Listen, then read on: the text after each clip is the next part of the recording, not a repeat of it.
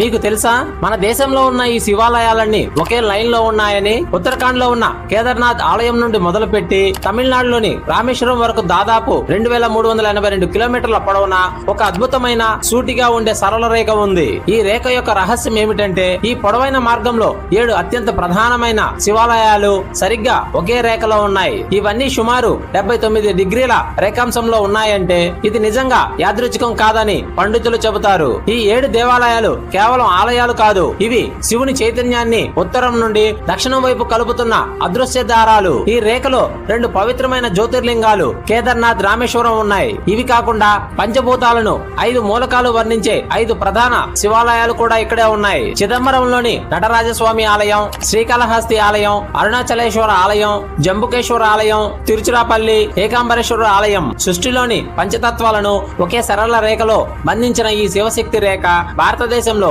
ఆధ్యాత్మిక శక్తికి, భౌగోళిక స్థానానికి మధ్య ఉన్న లోతైన సంబంధాన్ని స్పష్టంగా చూపిస్తుంది.